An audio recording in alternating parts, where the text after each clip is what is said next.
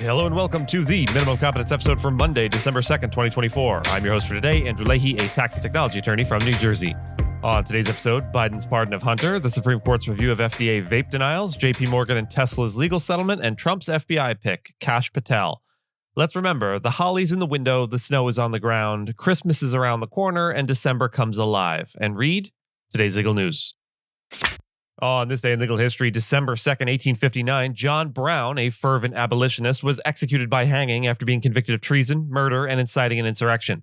Brown's actions culminated in the October 1859 raid on the federal armory at Harper's Ferry, Virginia, now West Virginia, where he and a small band of followers aimed to spark a widespread slave uprising. The raid ultimately failed, with local militia and federal troops, led by then-Colonel Robert E. Lee, quelling the assault. Brown and several of his men were captured, while others were killed in the attack or shortly thereafter. At his trial, Brown delivered a defiant and eloquent speech, asserting his moral righteousness and condemning the institution of slavery. He proclaimed that he acted on divine principles to aid the oppressed, famously stating, quote, "If it is deemed necessary that I should forfeit my life for the furtherance of the ends of justice, I submit, so let it be done." These words cemented Brown's place as a martyr in the eyes of abolitionists and a villain to many in the pro-slavery South. Brown's execution deepened the sectional divide in the United States. His death was celebrated in much of the South as justice served, but mourned in the North as the loss of a man willing to sacrifice everything for the cause of ending slavery. The incident inflamed tensions, contributing to the accelerating march toward the Civil War. To many, John Brown remains a complex figure, part radical, part visionary, whose unwavering commitment to justice continues to spark debate about the means and ends of social change. President Joe Biden issued a full pardon for his son Hunter Biden, reversing his previous stance against using executive power in the case. The pardon covers all offenses committed by Hunter between 2014 and 2024, including gun and tax charges for which he was recently convicted. Biden justified the decision, calling the charges politically motivated attacks by his opponents aimed at undermining him and his family. Hunter, in his statement, expressed gratitude and vowed to use his second chance to help others struggling with addiction. The timing of the pardon, just weeks before Biden's departure from office, drew sharp criticism from Republicans who have long accused Hunter Biden of unethical business practices and leveraging his father's influence. GOP lawmakers, including Representative James Comer, denounced the move as an attempt to shield the Biden family from accountability, despite a lack of evidence connecting President Biden to any misconduct. Former President Donald Trump criticized the pardon on social media, framing it as part of a broader misuse of the justice system, a claim his team frequently makes about their own legal battles. One must assume, then, Trump will not be pardoning himself once he takes office.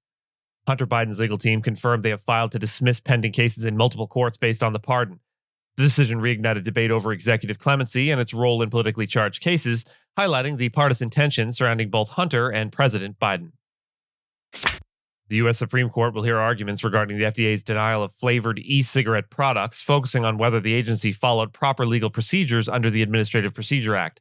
The FDA rejected applications from Triton Distribution and Vapetasia, among others, citing health risks to youth as flavors like pink lemonade and suicide bunny mother's milk and cookies were seen as appealing to minors.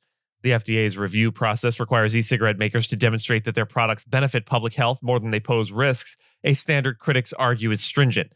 The Fifth U.S. Circuit Court of Appeals ruled earlier this year that the FDA's decision was arbitrary and capricious, as it failed to consider measures proposed by the companies to restrict underage use. This ruling conflicts with decisions from 7 other appellate courts that upheld the FDA's actions, prompting the agency's Supreme Court appeal. The FDA has authorized only 34 flavored e-cigarette products, all tobacco or menthol flavored, while rejecting over 1 million others due to concerns about youth usage. The agency found that flavored e-cigarettes are the most popular tobacco product among teens, with flavor cited as a key motivator. The Supreme Court, with its conservative majority, has increasingly limited federal regulatory authority, making this case a critical test of the FDA's power under the Tobacco Control Act. JP Morgan Chase and Tesla have agreed to settle their long-running legal dispute over stock warrants, dropping their claims against each other. The lawsuit, filed by JP Morgan in 2021, sought $162.2 million, alleging that Tesla breached a 2014 agreement related to the warrants. These financial instruments allowed JP Morgan to buy Tesla shares at a set price and date, but the bank argued that Elon Musk's 2018 tweet about potentially taking Tesla private at $420 per share significantly affected the stock's value and required repricing of the warrants. Tesla countersued in 2023, accusing JP Morgan of exploiting the repricing to seek undue financial advantage. Despite the acrimony, the companies resolved their differences in a Manhattan court filing, and settlement terms were not disclosed. JP Morgan described the outcome as a positive resolution and indicated plans to develop a new commercial relationship with Tesla. Musk's controversial 2018 tweet, which led to market volatility, also prompted regulatory scrutiny, including a deal with the SEC requiring pre-approval for certain of his tweets. The settlement ends years of legal battles and clears the way for the two firms to move forward collaboratively. Isn't that nice? From Chicago, Bozo Circus is on the air. Starring Bozo, the world's most famous clown. Donald Trump's decision to nominate another bozo, Kash Patel, as FBI director has sparked bipartisan criticism and raised concerns over Patel's qualifications and polarizing rhetoric. A staunch Trump loyalist, Patel has frequently attacked the FBI, labeling it a core part of the so-called deep state, and has vowed to shut down its Washington, D.C. headquarters, calling for it to be repurposed as a museum of the deep state. His nomination, dependent on the removal of current FBI Director Christopher Wray, faces strong opposition in the Senate, even among some Republicans. Senator Mike Rounds, a Republican from South Dakota, praised Wray's leadership and hinted at resistance to Patel's confirmation, emphasizing the Senate's constitutional role in vetting nominees. Other Republicans, like Senators Ted Cruz and Bill Hagerty, support Patel, citing his commitment to dismantling perceived FBI corruption. However, Democrats and some moderates view Patel's nomination as a politicized attack on the agency. Representative Jamie Raskin, a Democrat from Maryland, challenged claims of FBI partisanship under President Biden, pointing to high-profile prosecutions of Democratic politicians as evidence of impartiality.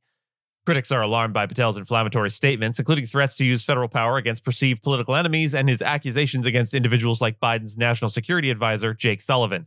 Patel's loyalty to Trump, coupled with his lack of traditional law enforcement experience, has further fueled concerns that his fitness to lead the nation's premier investigative agency.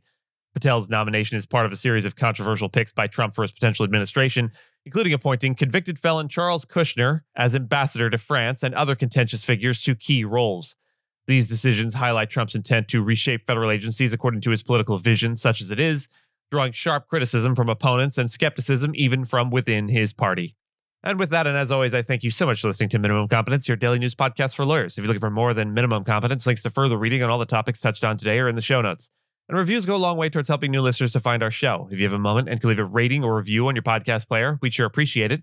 And if you know someone that might be interested in a story we cover, consider sending them the episode. But remember, nothing here should be construed as legal advice because it is certainly not that. Minimum Competence is available at minimumcomp.com and wherever it is you get your finely crafted podcasts. If you haven't checked out the website in a while, give it a look.